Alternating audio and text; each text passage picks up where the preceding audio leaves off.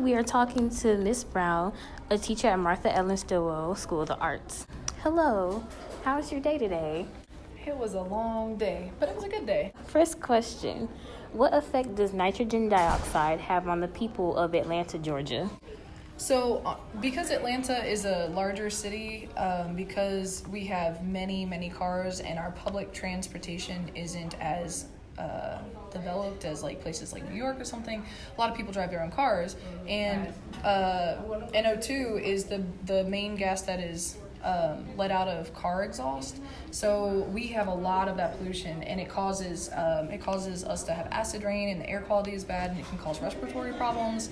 So Atlanta gets a little bit more of that than other areas, especially in Georgia, because we are the biggest city in Georgia. Where is nitrogen dioxide mostly found in Atlanta, and how does it contribute to the amount of respiratory-related illnesses?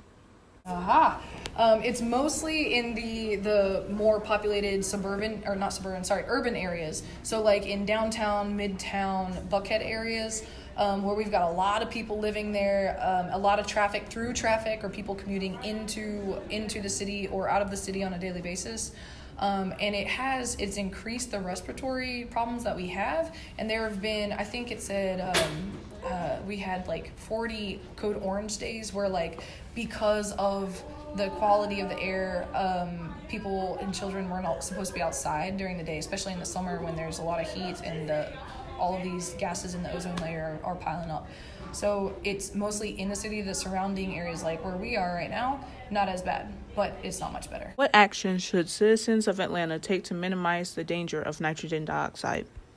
Carpool, that's a big one. So since nitrogen dioxide is mostly found coming out of the tailpipes of cars or the exhaust of cars, if we carpooled with people, sometimes you see those like 8-seater buses. They have, I forget what they're called, but it's where you go to the park and ride, and you park outside the city, and then these big vans bus you in. It cuts down on the amount of cars that are going in. Or you can have a different type of car if you can afford it. And that's one of the main problems is, if you want us driving electric cars and things, they got to be affordable to where we can actually, pay for it. Is the environment suffering due to this problem? Definitely, because it adds to the greenhouse gases that are in our ozone layer. And the greenhouse gases, kind of a way to put it is, it's like it's like putting a big fluffy blanket on while you're in the middle of summer. It heats you up a lot more. So the earth itself has no way to get rid of those when we're putting them in, or we're putting them up there at this rate. So it can't, like the plants and stuff can't filter it out of the atmosphere or out of the air fast enough. So what we're doing is we're kind of adding blanket after blanket onto the earth. So it's causing the earth to heat up more and more, which causes climate change, and it gets rid of some of the biodiversity. Like it heats up the oceans, and it kills coral reefs, and we've lost tons of species because of it. What are some of the solutions that scientists have come up with to combat this problem?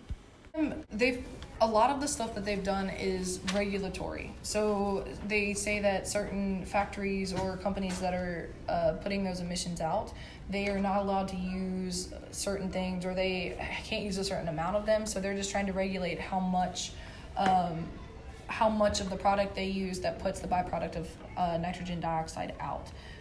There are some things like that they've done to try to like give us better fuel sources, like cleaner gasoline or cars that have lower emissions, but they don't get rid of the emissions completely. So until we find either completely electric cars that don't come from or don't run on come from factories that are run by coal or fossil fuels, then we're not going to get rid of those emissions.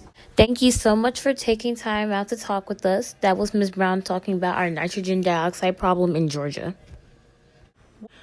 Thank you for joining us today. You can follow us on Instagram and Twitter at Kidoxide for more information on this topic.